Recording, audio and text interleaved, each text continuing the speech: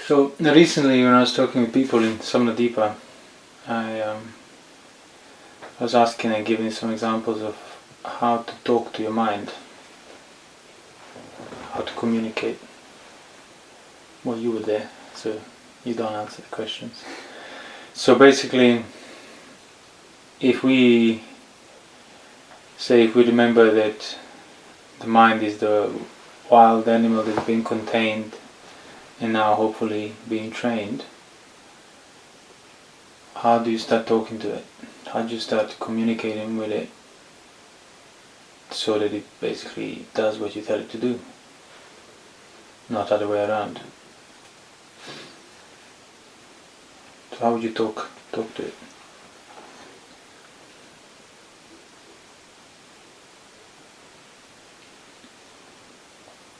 Would wishing things make it go along your wishes? Like you wish your mind to not be upset, would that make it not upset? So you can't talk to it directly, basically. In other words, it doesn't understand you. So how would you be conveying the messages you want to convey? Give me some examples.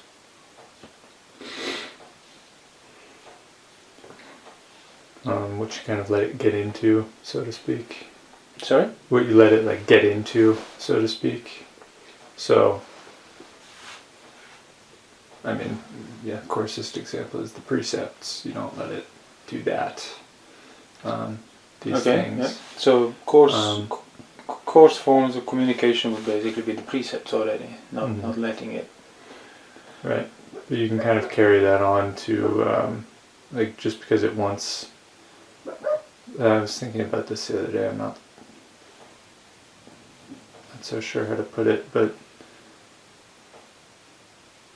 like the fact that there is something present, like a thought, kind of a pressure to think about something, for example.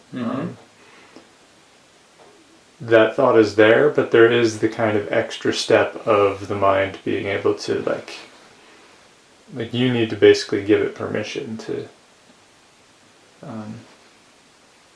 start thinking about these things. Yeah, well, that still kind of comes on the same level, isn't it? It's just restraint. It's not letting it or letting it.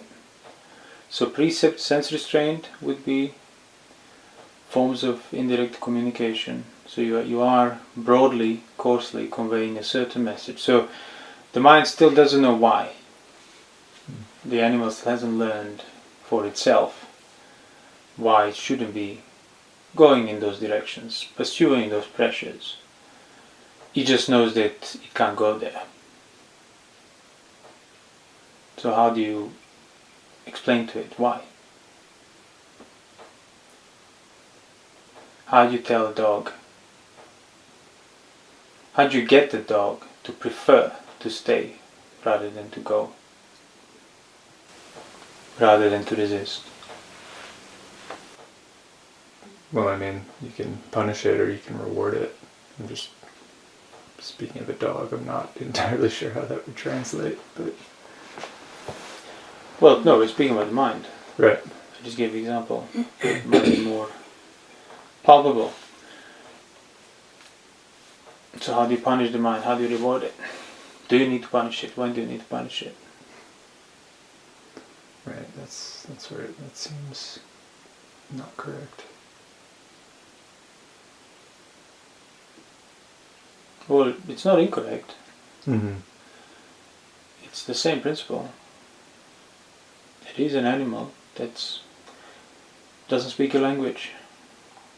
So you make it see something, as you said, through a reward. Obviously you can't just give it a treat, because that would be undoing your training. So how do you reward your mind? So it starts to see for itself, so that you are not doing anything.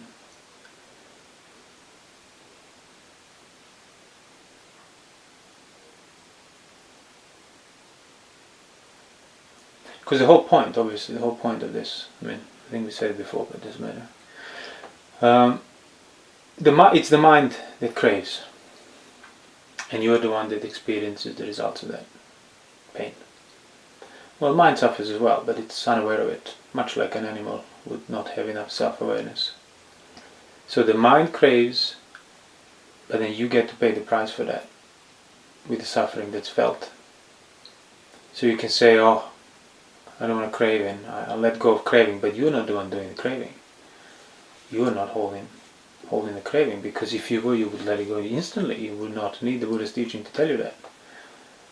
So it's just the mind. The mind keeps, the wild dog keeps biting the burning embers because he doesn't know anything better, because he thinks that will destroy them and free it from the pain, and you're the one being burnt by that. So how do you tell that animal, how do you teach it to stop doing it? Obviously, precepts, establishment in virtue, it's not negotiable, because that would be containing the animal.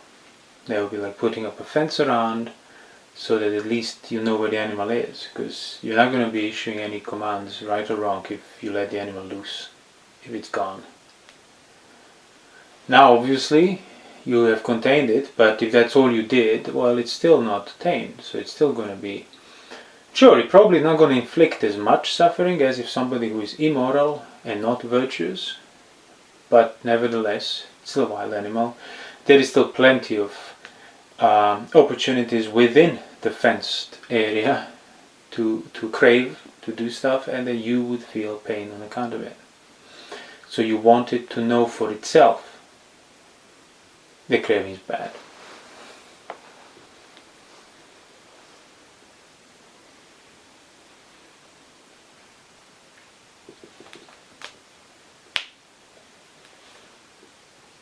That's when the suttas, when it says like, when the monk becomes an arahant and his mind is tamed fully, completely, freed from any possibility of craving, it says, oh, it's liberated, and he knows it is liberated. He knows that animal is liberated. That's so it's like that kind of two-tier knowledge, so to speak. Like, yes, he knows for himself, but he also knows that this thing there that he's paired with is liberated. It's unable to crave.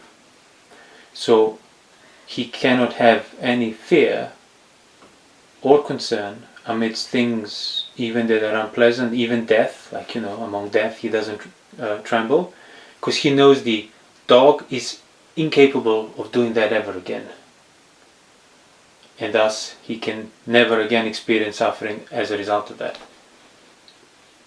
So it's like the most immediate knowledge. So how do you teach it to stop craving? So let's look at it practically. So you're restrained, you keep the precepts,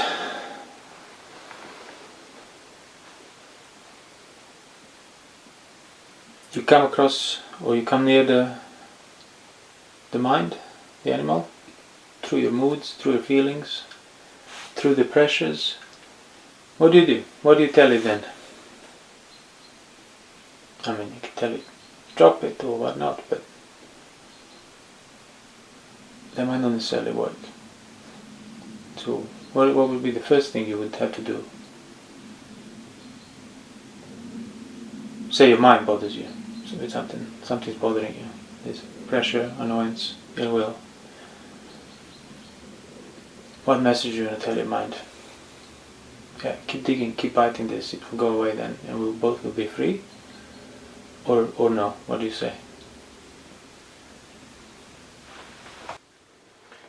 Just got to unresist, calm it down. By you're not trying to fight it. You relax. Mm-hmm. Yeah. And when that thing calms down, it's relaxed. And you're finding a relaxing situation. But do you need to wait for it to calm down? Or is there... What do you tell me?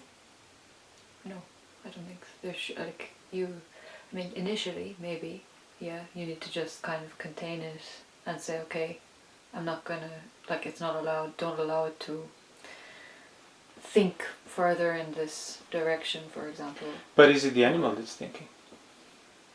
Or is it you?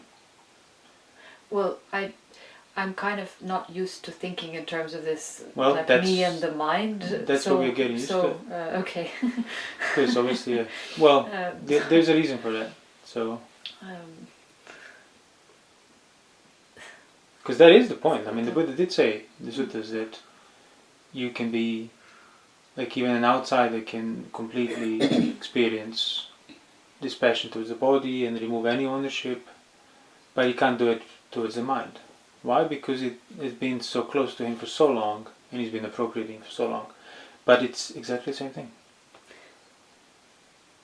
Yeah. It's a phenomenon in your experience that you just look past and assume yourself to be, but it's not.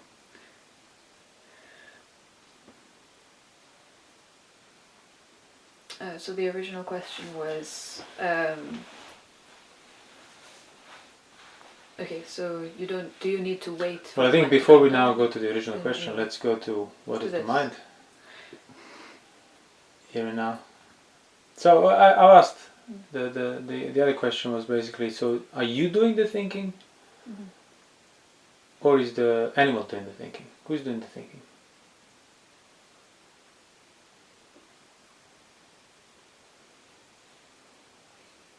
It really depends what you're referring to by the mind. Chit. Which chit? I refer to the chit, yeah. That's the animal. You're taming chitta, you're not taming anything else. The suttas. Chitta is the one liberated. So who's doing the thinking? Where does the thinking come from? Chitta or from you? Well, by thinking you What are don't. you referring to by you? Everything else is not chitta. Yeah, the thoughts would arise, but then you would overthink them or intend further upon them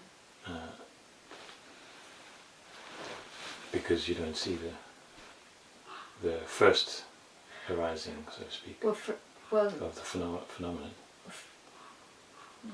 Well, first of all, it's like you allow it to be.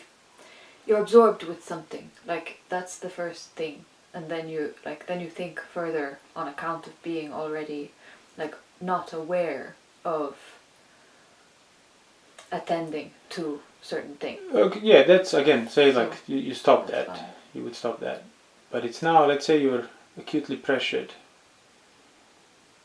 Let's give a practical example. Somebody annoyed you, you're full of ill will. You have thoughts of cruelty towards that person. Are you thinking those thoughts, or is the mind thinking, or is chitta thinking those thoughts? Where are those thoughts? Who's responsible for them? You.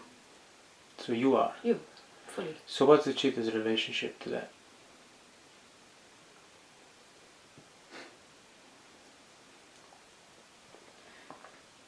The pressure to think those thoughts. Exactly. So the dog is pressuring you, but you don't have to think that. Mm-hmm. That's why in that whole like Sabhasava Sutta about all the taints when it comes to these no, sorry, that's not Sabhasava Sutta. Is it the one about the master of thought? Which sutta is that? Yeah. 19, 20. What was the title? Sure. Stilling of thoughts or something. Vitaka. Amazing. Something. But go on and maybe I can. Well, yeah, there's all those points of like defining your thoughts, thinking the opposite thoughts, Yeah, that's. See, that's I keep saying to people, if you're doing that because you're trying to get rid of the thoughts, means you're not even seeing your mind to begin with. You're blaming the thoughts for the problem, and then you're trying to get rid of them by, sensuality, think asubha, hatred, think love or something. But like you're not seeing your mind. You're doing it because you're blaming the thoughts. So first, you have to not try to get rid of the thoughts. That's the first message you give to the pressuring dog. No. See, it barks at you because it also thinks that the thoughts are the problem. Thoughts are scaring the animal. So the animal is barking at the thoughts. And if you go along with it, well, you're affirming what the animal is craving against. So by conveying the message of, no, thoughts are not the problem, I will endure them, so that the animal can see some space between its own rage and the thoughts. But the animal is not thinking the thoughts. You are. So that's why then, by not trying to get rid of the thoughts, by enduring the pain of the mind, you also get to see where the pain comes from, in case you didn't have that view clarified beforehand. Which is the pain comes from the animal that pressures and craves, not the thoughts. So then why would you think asubha instead of sensuality? What would be the right reason to do so?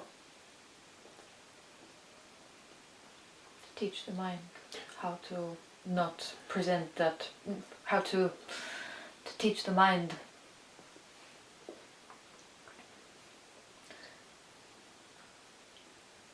how to see things rightly, basically. Yes, yeah. To basically to calm it down. So the mind is excited in regard to this thing. Well, in regard to the same thing, you show it the ugly aspects. You know, I'm saying the dog wants to have what's in the bag, and it's really losing its mind over it. Well, you show it what's in the bag, and it's in the bag, and what's in the bag is something absolutely disgusting that it doesn't want to eat. And then you're like, okay, no, sorry. And it will walk away and lose interest in it. So that's why you're doing it. So all those methods, quote unquote, of countering the thoughts, you're not countering the thoughts. You're just broadening, basically, the context of perspective, exactly, of the very thoughts, so the animal doesn't go in the direction he wants to go. Same with hatred. Because it's the mind of metta, not you. You are not thinking metta. You want mind. You want the dog to be in the state of unperturbed friendliness. So if you have like thoughts of ill will, pressured towards thoughts of ill will by the animal, well, you broaden the context. Show it the thoughts of the peril of ill will, the unsatisfactoriness, the limitations, and then the mind will like, oh yeah, it's not really worth it. So the mind will drop it. You don't need to drop anything. So is it like, I was trying to kind of think how to put it, would a way of describing how to teach the mind in a general sense? Because what the mind wants when it craves is peace, basically. What it's after is peace. But it is going about it the wrong way. Because that's all it knows. Exactly. And so what you need to know first is where peace actually comes from. Yeah, you need to learn that yourself. So you need to understand where the peace comes from. Yeah. And then, like, you can use basically any of these specific things like asubha and like in regard to sensuality, Sure. or any of them would pertain to where the peace actually is. Yeah. Like kind of teaching the mind in this instance the peace is not in the direction of sensuality. The peace is actually in the direction of unsensuality, of disgust. Well, dispassion. see, you answered the question I was going to ask. That's basically what the treat is. That's the reward. You can't give it sensuality as a reward, because as I said, that will just agitate it further. But fundamentally, exactly, even citta wants peace. That's why it pressures towards resolution of sensual desire or ill will or any hindrance. So if you learn what the actual peace is, i.e. what that right balance is, which you would have learned through simply not trying to get rid of thoughts or blaming them or blaming external circumstances and being able to endure things on the right level, then when the animal says agitated, you presented the other side of the same thing, it calms down, and that's where you show it. Look, there is a reward. You tell it. That's a reward. You do the basically the audible sound with what happens, so it starts to associate too, like the dog. Because you use a clicker. Because like initially, that's the thing. It won't even. You won't necessarily see, right, and you won't know where to stop because you don't know where the peace is. You don't know what's actually peaceful. But if you do know what's peaceful, you'll see when the animal is within that peace, and then you can tell it. And you do that sufficient amount of time, and it will start to see for itself. Then you don't need a clicker anymore. Because fundamentally, yes, exactly, it doesn't want to crave. And it wants I was thinking that's like what you relates to what you said as well about the arahant when he knows it's liberated. Like,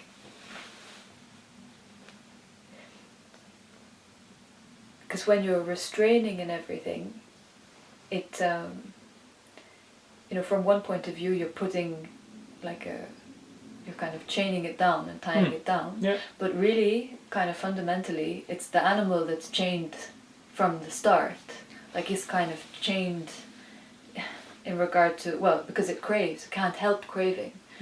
So it's kind of, it's not liberated in that sense. It's bothered. I wouldn't would say it was like- already chained. No, you chain it through precepts and sense restraint. You fence it off. But I guess, But it's already agitated.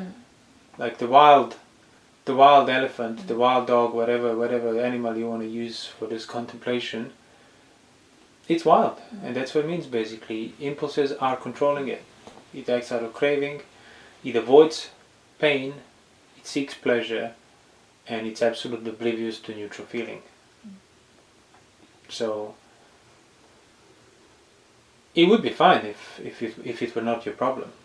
But the point is, whatever that animal does, you are the one who's going to feel it.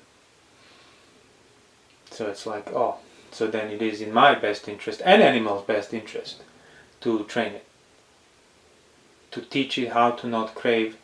And that's why the whole obviously that's why nothing can match the pleasure of liberation, or like Sotapatti, Anagami, Arahant, because it doesn't come, it's not like you engage with the senses and then you get like a sort of a pleasant feedback. It's like completely not your own doing. It's the animal that stopped craving, but obviously you fully understand that it's entirely your own doing. Because no wild animal, by any stretch, by any realm, can sort of calm itself down in a sense of remove the craving, remove the impulse, and acting out of it. That's inconceivable, because it's self-perpetuating. Anyway, pick an animal in the world. Doesn't matter if it looks peaceful. Internally, every animal, what's in common to that such animal realm in general, it has to act out of impulse. Which means it has not enough capacity for that reflection where you can understand its own doing, its own input. So you teach it. And now it's completely liberated. Which means now it's completely impossible for you, by any stretch, to experience even possibility of suffering. Because the sole reason for suffering was the animal craving. That's it. And even more, obviously, as the suttas say, it will be impossible for you to be tied to another animal ever again.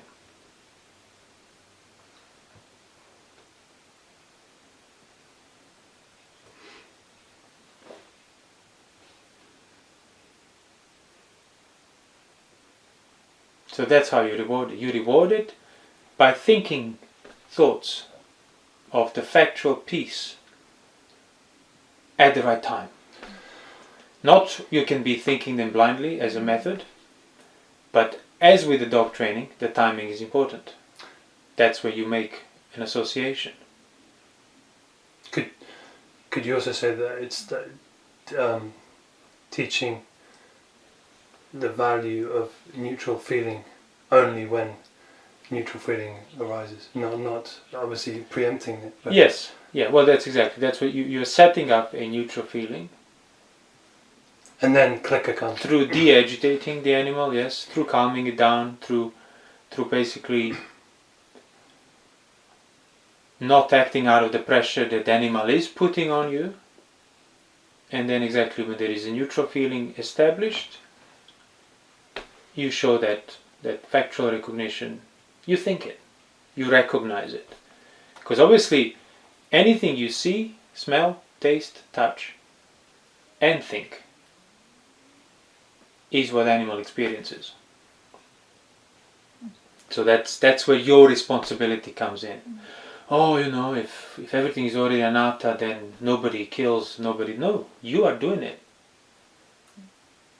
So you choose sight, sound, smell, taste, touch as thoughts, which means you choose to keep the animal wild or tame it on account of following suitable sight, sound, smell, taste, touches, or unsuitable, as the sutta says.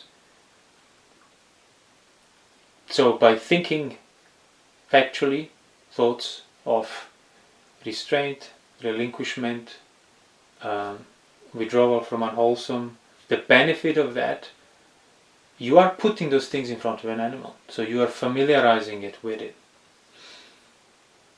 So it will get to see it, it will get to learn it, it will get to associate it for itself. And that's when you know your work is done. When you don't have to keep putting it, now the animal also prefers non-craving, non-agitation, and so on. And then it's like, okay, my work's done now.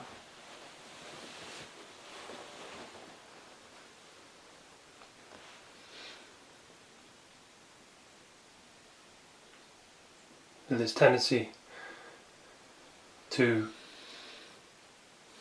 ignore the neutral feeling, it undermines that reward, like the ability to Well, yeah, I mean, becoming indolent towards. but that's, whose tendency is that?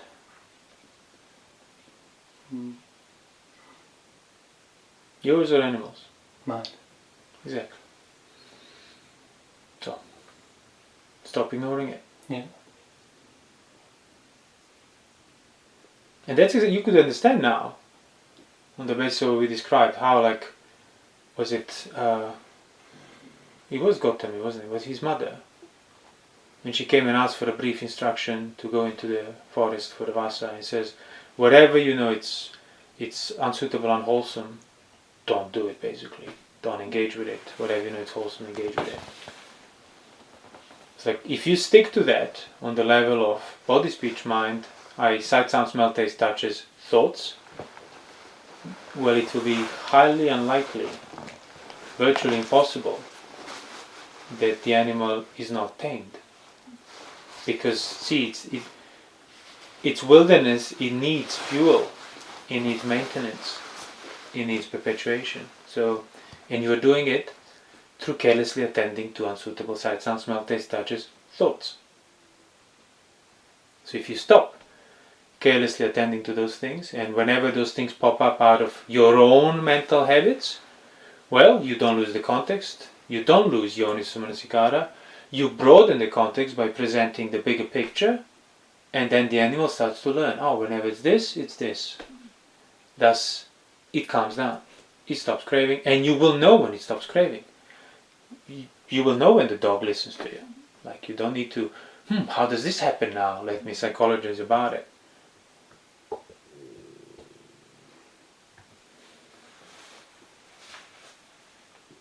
That's also, mind you, this is not really relevant, but it's kind of interesting, I suppose. Like in the suttas, when say all the asas abandoned, the animal is tamed, there are no more kind of underlying tendencies there.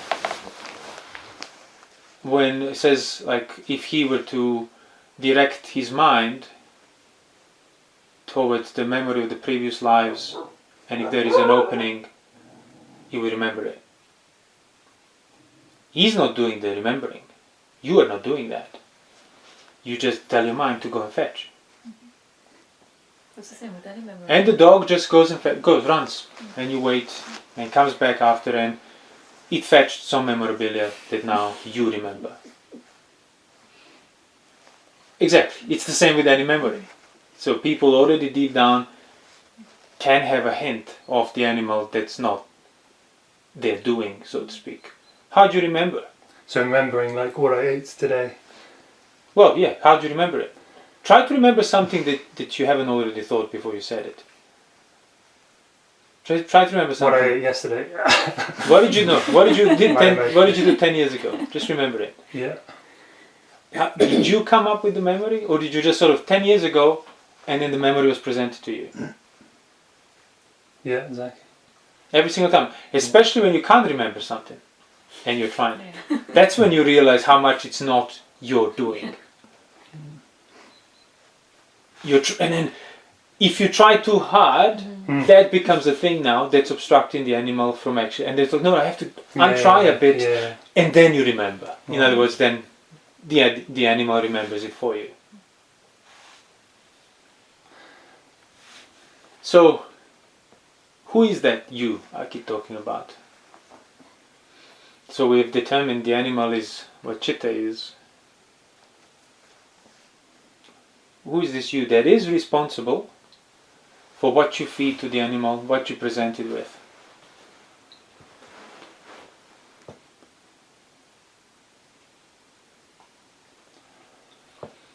To direct. Well, yes, but how would the sutta refer to it?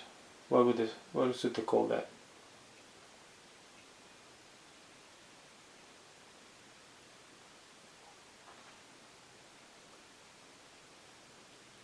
The individual.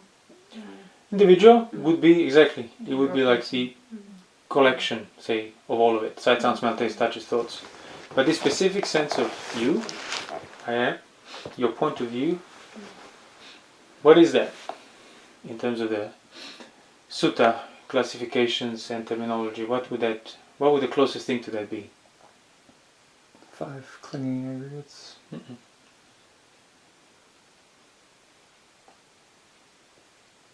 More specific. Man. Yeah. You were guessing, yeah? That was the first thing that came to my mind. It is mana. It's the intellect, yeah. That's exactly why Dhammapada verse says that mana is the forerunner of everything unwholesome, not chitta. Because you realize, well, yes, sure, wholesome and unwholesome craving comes from chitta on account of what mano has been feeding it, what mano has been thinking, what images it has been revolving around. That is what's going to reflect back onto the animal, and that's what's going to be looking at. So, there you go.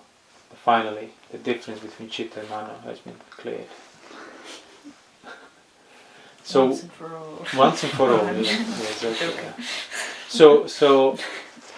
So let's now say, so where is the animal? In your own experience, how do you, because see, you can't think the animal. Like you think you're chitta, but that's obviously images, which is mano.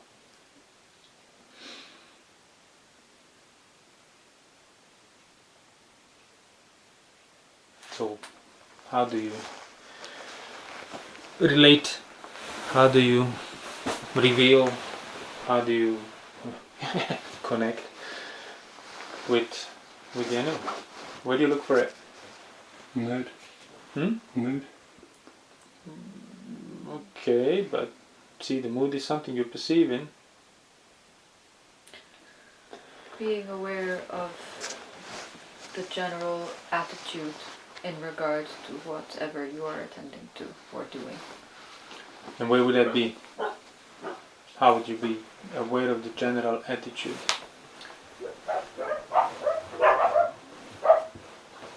By reminding yourself of it, bringing it to mind. But the attitude, would that be something you're holding?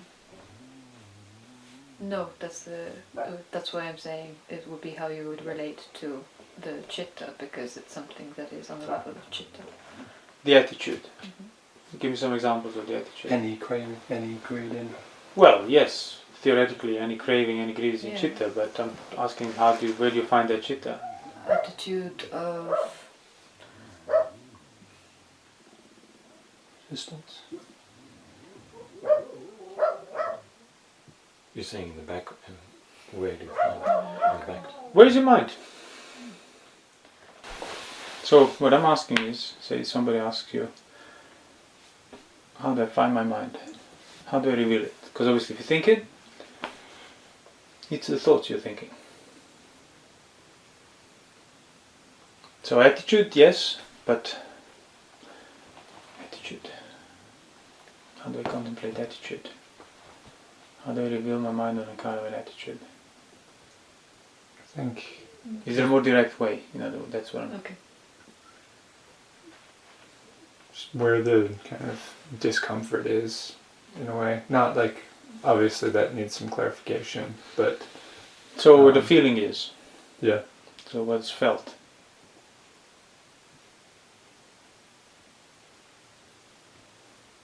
Obviously the mind is not the feeling, but it can't be found apart from it. It would be closest. So how do you then get to even more directly to that can't be found apart from feeling, on account of feeling?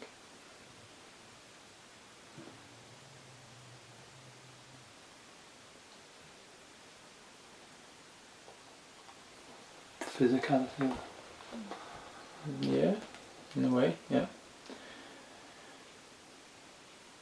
What we refer to as physicality, i.e. mindfulness of your form internally,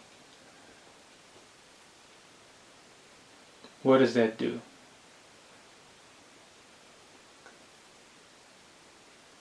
Again, in regard to Creative revealing your mind. contrast between. Yeah, you could say that way, I suppose.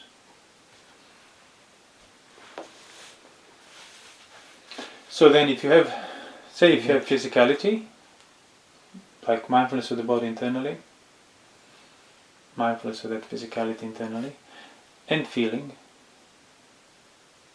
felt, not just thought about. Where's the chitta there?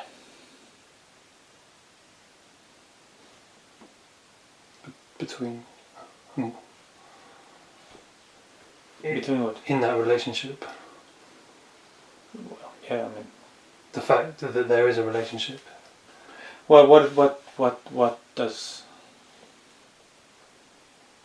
What kind of relationship is that? A unfounded. I mean, theoretically, it's it's a one that requires interrogation. Okay, but that's irrelevant then for where chitta is.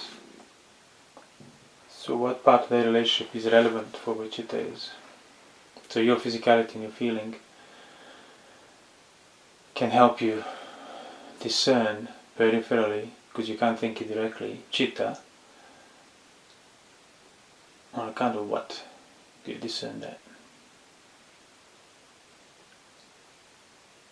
So don't think it, feel the feeling, experience the physicality.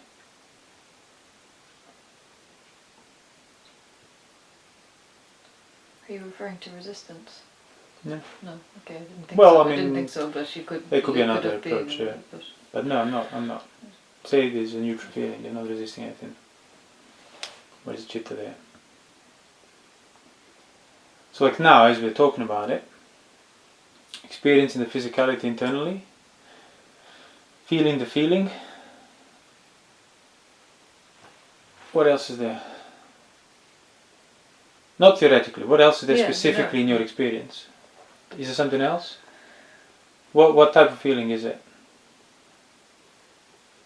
Pleasant, unpleasant, neutral?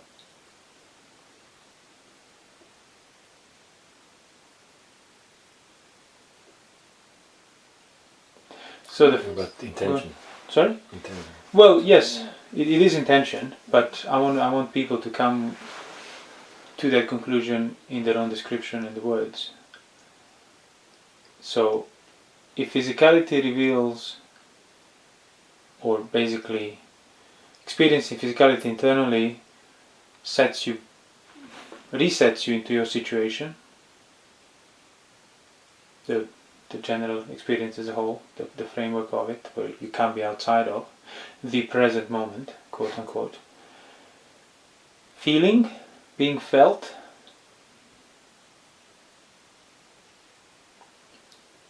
and then what else?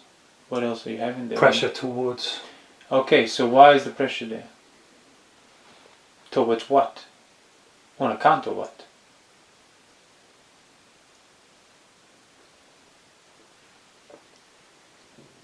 Well, there would be, if there's pressure, it would be to, like, let's say, intend something, do something on account of a perception, something that you're attending to, on account of, for example, I don't know, he's asking me this question, I must give an answer. Okay. For example. So where's the chitta there in that example? You're still not telling me. The pressure. It's not. Pressure or chitta? Sure, it's closest to it, but I'm asking even more directly, accurately. Like for somebody who just started pressing, their mood is their chitta. They don't see anything else subtler than that. But obviously, the more you do it, it's not. The pressure, it's not.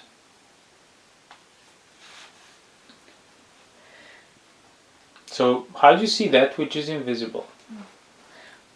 Well, you have to see both. Like if there's the feeling and let's say if there's a pressure. Yeah? Okay. Too intense. So you see both, exactly, and then seeing kind of, well, the chitta is basically like the space, quote unquote, in between the two. That's how I put it. Yeah, and it doesn't need quote unquote. That's that is. The space, the it's neither difference. the space created through neither here nor there. And the reason why that's important is because you can be seeing the two and then coming up to see the third. And you're not going to see the third. It's going to fall on one of the two. So in order to see chitta then, you need to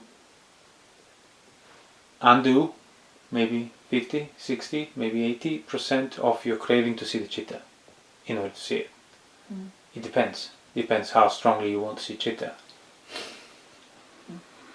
It's the absolute, probably most accurate, cleanest Yonisamanasikara. You can have principles of it here and there, but when it comes to seeing the chitta, that is the only, like there is anything coarser than that, will not reveal it. It will reveal the hints of it, the signs of the mind, the simile of the cook, again, beforehand, but the point is, you want to be able to directly know where it is, whenever and wherever it is, in that sense. So that's when you're always, keeping an eye on the dog, which means now you can have even more accurate timing for your instructions, for your commands, for your clickers. So basically, in order to see chitta, you need to see both physicality and feeling, and then probably endure that for a while until your own craving to see the chitta subsides. And it would subside, because although you're not seeing the chitta directly, by enduring the physicality, by experiencing the physicality with the currently enduring feeling, that is a message you convey to the chitta that will basically calm it down, even if you're not seeing it. And then you see it.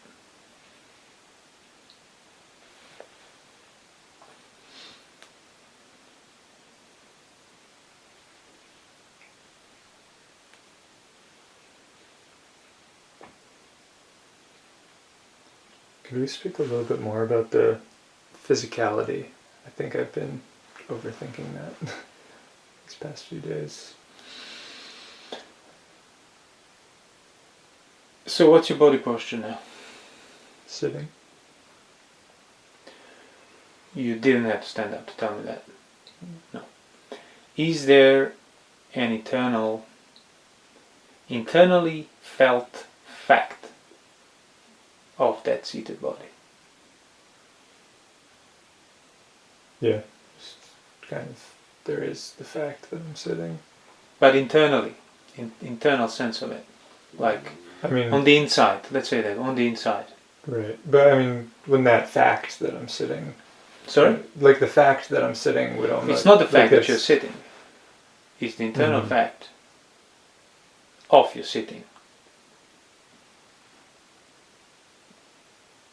Or the internal fact that's revealed through recognizing the fact of your external sitting. Let's put it that way. So you're seated. You cannot possibly doubt that. Maybe find a different word for it. You could doubt how to express it. But that fact you can't doubt. But how do you know that? Can you tell me you're seated even if you close your eyes? Even if you're not looking externally at your seated body. So what are you telling me then? What are you seeing when you close your eyes and I say, what's your body posture? how do you... Well, let me ask you like this. Close your eyes and I'll ask you, do you have a body? Yes. How do you know that? Where did that knowledge come from?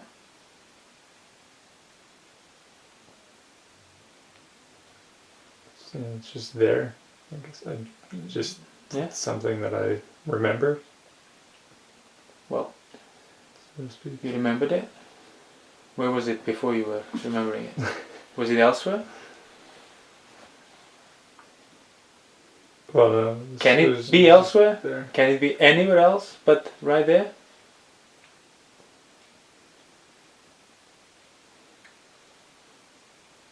I mean, no. But, Impossible. You can be everywhere else. You can forget about it, distract yourself, go to great extents. But whenever you remember it, you find it where it always was. That's the physicality, the internal side of that. Not your associated images with it, which of course are going to follow. When you think of your body, you're going to have images of that. But, as I said, even the general question, do you have a body? You already know the answer to that. So, do I have a body? And then look at that internal fact of that thing there. What we described in 2 talks ago, or maybe last one, the internal gravity, or whatever you want to call it. That is a physicality. That is the situation. That is the framework for every other subsequent experience you might have on account of your senses.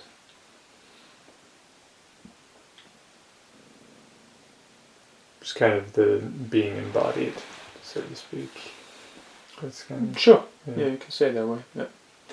So the point of this is that it's not to like externally observe your body, but to discern that internal one. And that's the whole satipatthana of body within the body. Yeah. You start thinking the body and find the body, experience the body within your thoughts of that body. And when that becomes your thoughts of the body, experience further internal body in regard to those thoughts of body. To the extent necessary for the final knowledge. I think that's kind of what I was... Like just that, the tendency of kind of getting the idea of like, You oh, will. it's a mental That's image. how it works. So Everything has to Yeah. basically be an image like that. But the point is, through discerning them rightly, you won't take them for granted. That's it. Because there is the factual physicality always at that same place, so to speak, at that same space that you are experiencing. So in that sense, I know it's not obviously accurate, strictly speaking, but yes, you can feel that as opposed to think it. But yeah, like you were saying earlier, that feeling is always experienced. Yeah. What? So yeah, I'm just basically repeating what you just said, in the sense that That feeling, you mean the body is always experiencing? Yeah, of course, yeah. That experience of that internal body is always there. and It's just being covered up. regardless of the mood, regardless of the pressure. Regardless. It's the container. Let's put it that way. So that It's the basis for all of your, as I said, particular sight, sound, smell, taste, touches, thoughts. that would be like taking the pressure, for example, as the sign of as the mind, but then not that. They will be taking the pressure. Sorry, yes. It's alright. The uninterruptedness of feeling would be less perturbed the more that this practice of discerning the relationship between physicality of the body and Well, yeah, but see, like, you're only discerning the relationship marginally, really. It's not about the relationship. It's not about discerning it in the sense of figuring it out, how it relates. It relates by being there. These two things are there, that's the relationship. So yes, you do need to discern that, because for as long as you think that it relates, it comes from here into there and then it goes elsewhere, yes, of course, you're not going to see any of it. But if you're recognizing the just mere juxtaposition of the internal physicality and feeling felt, that's the relationship you want to. But not, well, of course, discern and then really not cover up. Even if it's neutral. Well, Especially if it's yeah, neutral. exactly. Yeah. That's the whole point. So yes, you could say there's physicality and there's neither pleasure nor pain felt. Great. So don't cover up that experience now.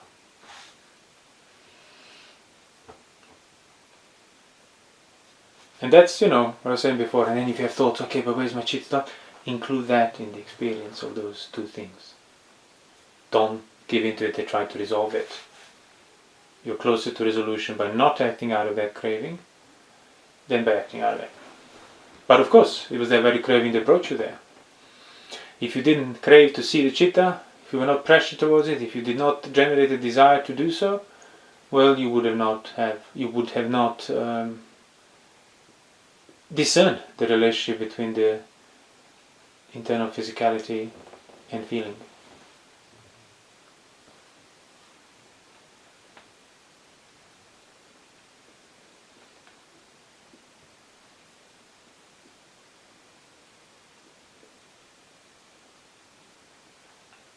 So it's kind of like, how the aggregate of virtue sets up a fence around the wild animal. Well, this is kind of like another sort of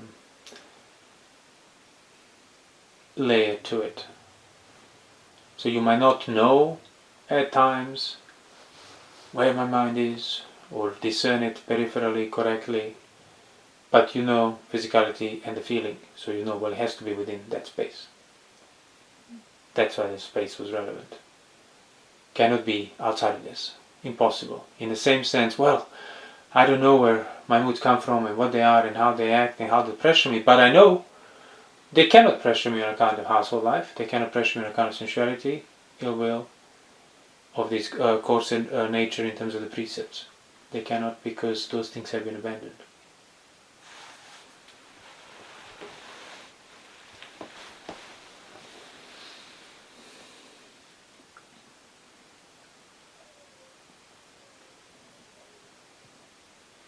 Back to this physicality. If you look at Majjhima 62, you see the Buddha teaching Vahuda, and before he gets to Anapanasati, he's still talking about the five aggregates are not yours, so that's what you must see them as. But then he goes to the elements, but with specific bodily contemplation. So it's like whatever is internal, that is hard and solid, weight, gravity, and taken up, that is the earth element. And it's like the hair of the head. You have that, it gives you that idea, hair of the head, that thought, hair of the body, nails, teeth. And it's like, to me, it's you got to find that internal, hard, solid, corresponding aspect. You have an idea of hair of the head. Where's the corresponding hardness of that? Where's the hardness? Where's the solidity or the weight of it? Is it? You can't. You can have the idea of the word and the concept. Yeah, what is the internal solidity of it? Not external, because somebody can just be touching the hair or something. No, internally. So you want to include all those images in that internal solidity.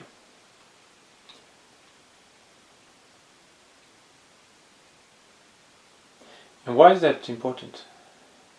Now, while we're talking about it, why is it important to see all the five aggregates as not mine, or all the form, internal, external, earth, water, fire, air, to leave nothing out?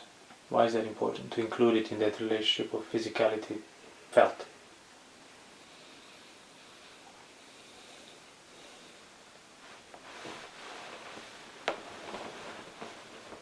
So whatever is left out is taken up as mine automatically.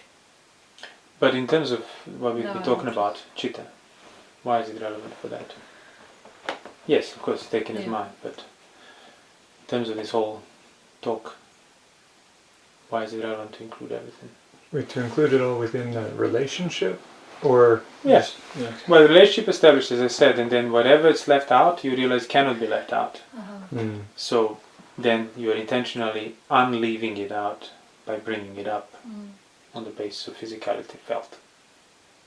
Actually, yeah, that's a relationship, isn't it? Physicality felt. That's always. I don't need to say experience physicality and feel the feeling. Just physicality felt. Both are already there. So why is it important to include things that were tacitly excluded? Well, is it that that's important, or just kind of if things are left out, then you're not seeing either end properly, Well, so to speak? Like, that is important. but I guess this is. So you are seeing, say you are factually experiencing physicality, feeling, felt, but the sutta encourages to start including all these seemingly less relevant things. Oh, internal bile and bones and this. Why? Well, to disassociate those things From what? from the internal physicality. Well, From- no, from you are the kind of associating with internal physicality. First, at least. That's what you're doing. They are disassociated from physicality internally. That's why they're left out. When you think internal physicality, you don't have the images of your bones and marrow and stuff. You haven't associated them with it. Okay, now I'm going from the other direction. So, in the context of what we've been talking about, the mind, chitta, the animal, why is it important to include all these images, all these things, all these implicit? Why is it important to include the image with the physicality, so to speak? Yeah, like what you were describing, internally, body experienced internally, and starts including the hair, the nails, the extent of all of that internally. Why is that relevant? It's peaceful. Well, let's say like this. No, again, that doesn't bear any answer to chitta that I'm asking. So, what happens to chitta if you're not including it?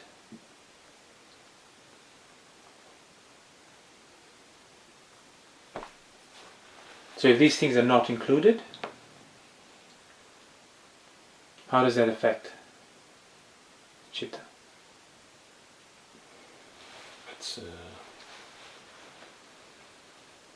It's not expanded, or it's narrowed, or not liberated. It's not seen. To the extent that things are not included, to that extent you won't be seeing it. So you can think you're seeing it, but if the internal extent of that physicality is not brought up to the certain size, let's call it that way, you won't be seeing the mind. Because mind is what's left when everything else is included of that space. That's why contemplation of infinite space, if you are refined to perceive it, immediately outlines where the mind is, because it won't be anywhere in the space. So infinite space means any possible direction of space up. It doesn't matter what axis you take. If you're perceiving that on that level, you are clearly then outlining the mind for what it's not.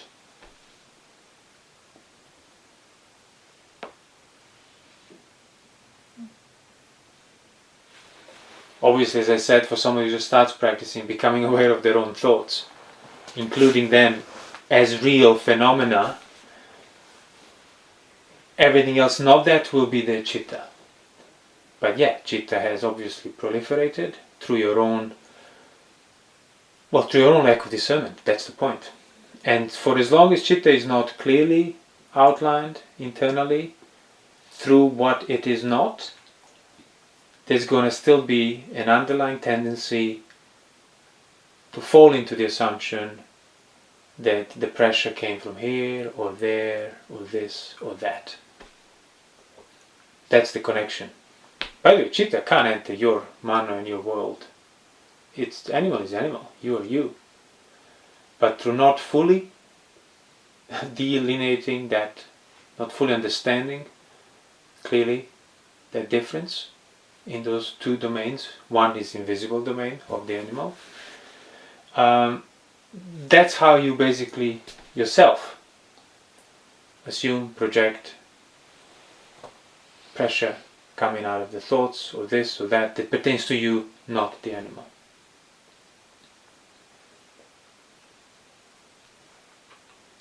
Like how we started this. When you have anger, you have thoughts to think these, pressure to think these cruel thoughts, we say, oh, who thinks the thoughts? Was it you or the animal? Oh no, it's me. Due to the pressure exhibited by the animal. So there's going to be traces of that pressure left for as long as things are not sufficiently included into that physicality felt here and now. And when they are, then the mind is, how the sutta says, abhasara and bright and infinite and pure and unobstructed. Still the animal. Still is going to disintegrate like everything else, so you're not holding any mystical views in regard to it, but it's factually clean. Obedient, no more clickers, no more hints. He just does the right thing on its own accord every single time. Makes the right choice. Mm-hmm.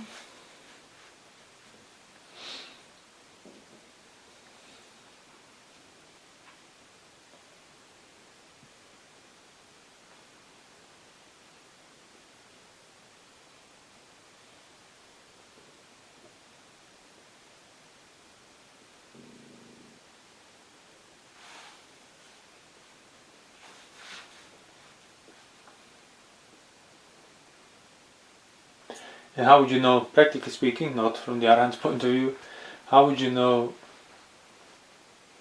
when on some days like you are not outlining your mind clearly enough? What would be the first symptom of that? And it would remain throughout, that symptom, it wouldn't disappear.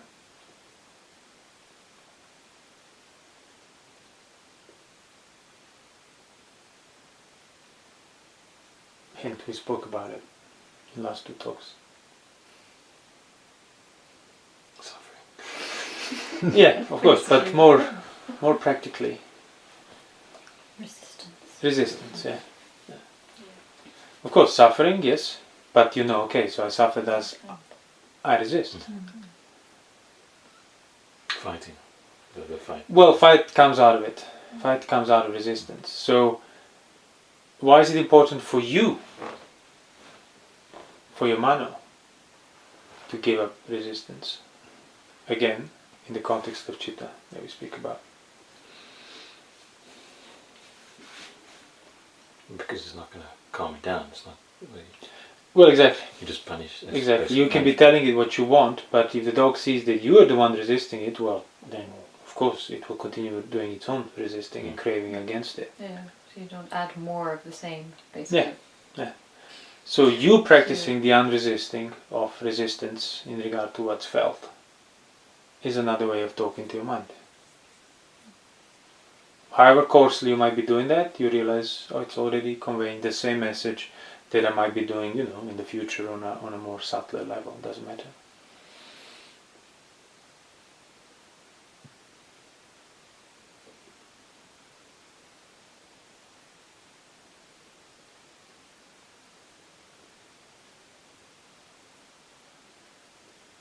So here and now, internal physicality felt unresisted. Then add a few things to that mix. Push it into that framework. Include those thoughts of this form and that form and internal and body and skin and bones. And then unresisted. And then include more and then unresisted. The physicality. Yeah, include more into the physicality. Yeah. Or start contemplating impermanence, destruction, cessation, and unresisted. Mm-hmm. That's also talking to your mind. That's also telling the obvious to the mind. Danger. Danger, exactly. Gratification, danger, escape. But it's really just presenting these rightly seen phenomena, even if you don't see the mind. By having them there, the mind seeing them. You know. I don't know where the dog is. I know it's within this fence, because fence is impenetrable. I don't know where it is, but if I play these sounds, I know it will have to hear it. It's like when you're kind of prodding the elephant with spears and swords and stuff. In the suttas, yes. Yeah. To teach it how to not move even further. Yeah.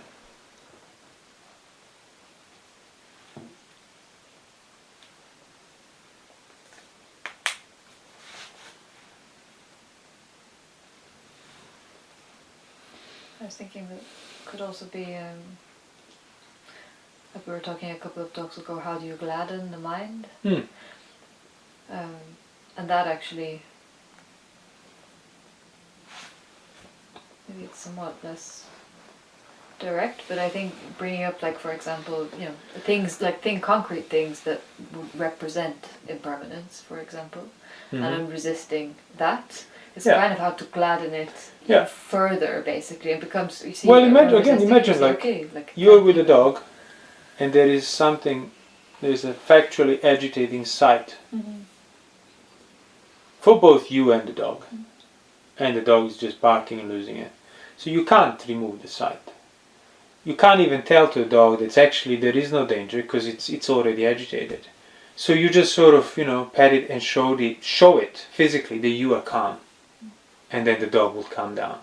All the things still there, and it still might be edgy about it, but it would calm down because you unresisted yourself. So that was the relevance of what we was talking about in those previous two talks was exactly that. It's just you might know you don't necessarily see the animal that clearly or not always and so on, but factually by unresisting yourself, again as I said, the animal has to hear it because you know it's there.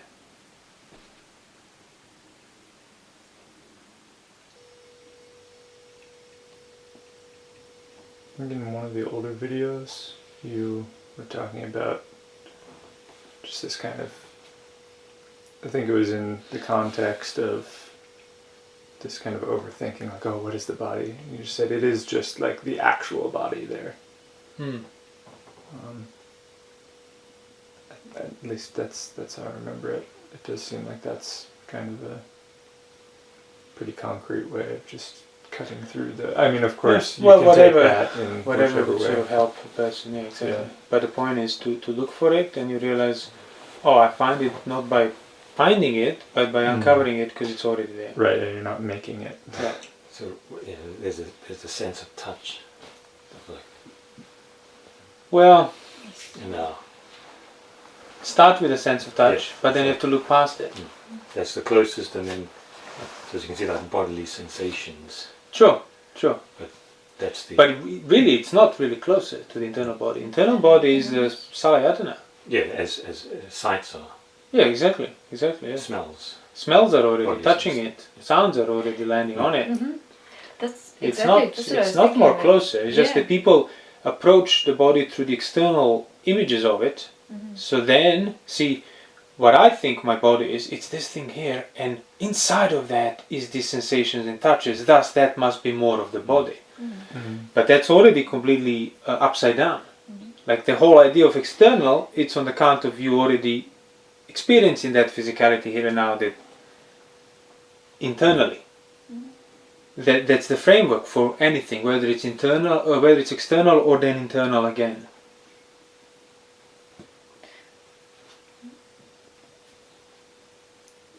Yeah, it's something I was thinking a while ago, but like at some point I remember having the thought or realizing it's kind of completely gratuitous to think that, like, through the eyes what I'm perceiving is the room, and then like I'm perceiving my body Yeah. with the sense of touch, Yeah. and it's like I'm just as well perceiving the room with my body. Yeah, exactly. Yeah. As, No, as that's. with I the think we body said with it the sense before, of the and I eye. think even in some philosophies it was said, all you are perceiving is your senses perceiving things.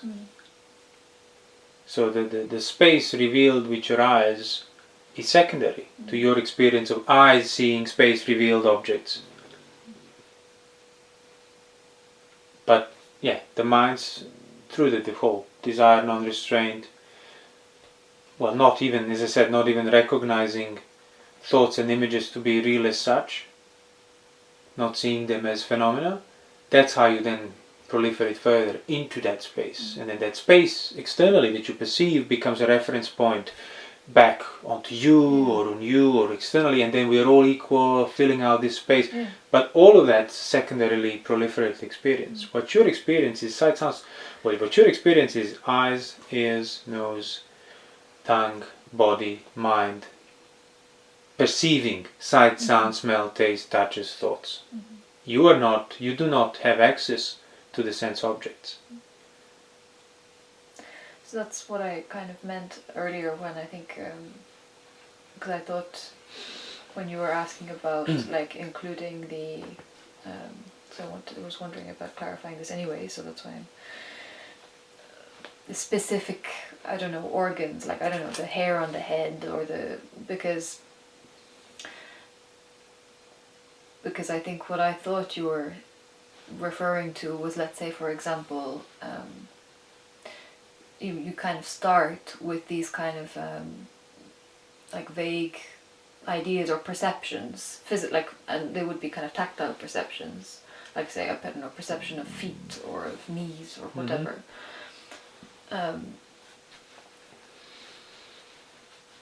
That kind of stand for the body. Yeah. But they're not the body, or they're not the internal body. If they stand for it, they will be there and then. So that's what I mean. Like, but that's.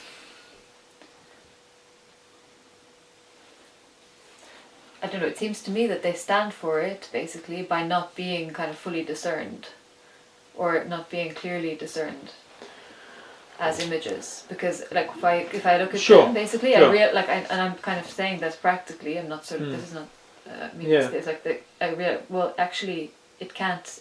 It can only be kind of another level of an image. But then there's something else. Actually, there is something else behind it or below it. Yeah. So I think what I understood was like it is kind of further clarifying or discerning more of the. Yes, and there is a need for that, physicality. but also that in and of itself does not necessarily translate. It certainly removes the obstructions, and it probably is improving your communication with the mind, but in and of itself does not necessarily result in what we've been talking about in this talk. This is slightly kind of tangential. Yeah. I just. But yes, of course, yes, like that whole casino practice, as we said before, you could eventually have images of the great element of Earth and planet and whatever. Universe, mountains, stones, the properties of it. You can have images of those properties associated with your internal form, with your internal body. If you would have diligently abandoned everything else inferior to it. But another more like a practical side of including the body organs here, that's basically, it is what occupies the space of the body here.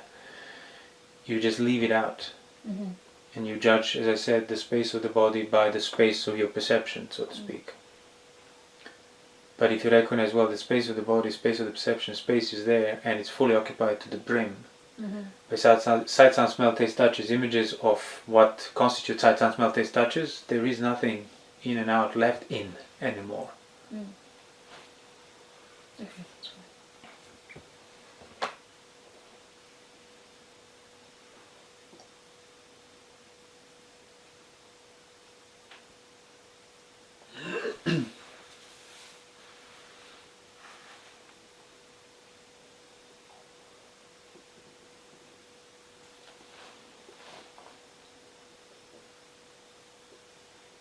So where does a chitta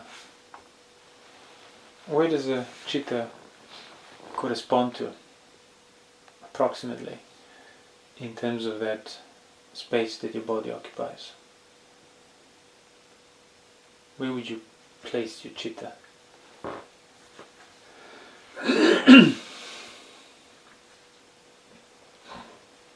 The heart. Yeah. Kind of in that area, not specifically to the left or Just- something.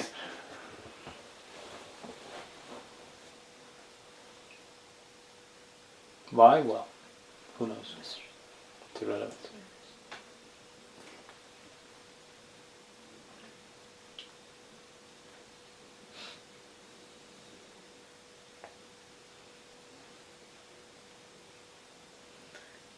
That's why this whole contemplation of these specific images, like bones and skin and whatever, you're kind of lighting up. You're lighting up. You're lighting up the whole kaya. Yeah. And it's like that first step of Well, yeah. Anapanasati, Of course. experience the whole body. By lighting up the whole kaya, you realize, see, it's all included. Thus, chitta is not there. So by including everything, that's how you outline what's not there, which is chitta. Actually, sorry, I'm now maybe slightly jumping, but you said, but that was something that also occurred to me, like as you were asking, like, where would you place your chitta? And it would be kind of corresponding to the internal heart. But I was thinking that could also be what it's referring to with parimukkham, or even more sort of bringing the... Well, yeah, I think there is an overlap there, Yeah. of course, yeah. Anyway, it was kind of an aside.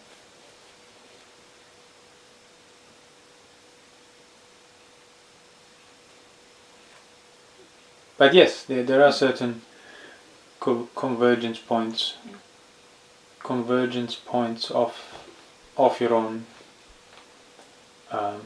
body in its entirety that untrained chitta would be preferring. In other words, means of expression, means of gaining pleasure, means of acting out, and it would be, let's say, descending upon those parts, like losing perspective in regard to everything else.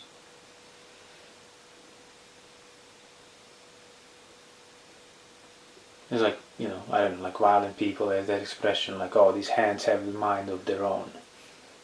Like when they get angry and start beating, and as in like that's all they see. So it's like factually your mind would have been probably descended on your limbs.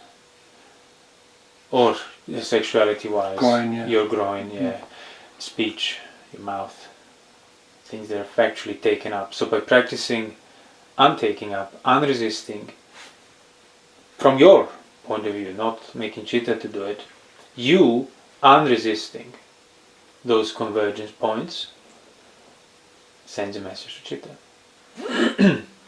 Because it can't make you double down unless you choose to double down. So that's the stilling of activations. Physical, verbal and mental. Stilling of taking ups that you're doing. There's still going to be taking up that the animal's doing, but as I said, you don't have to worry about that if you untake up everything you've been taking up. Then the animal will not be able to remain holding for much longer.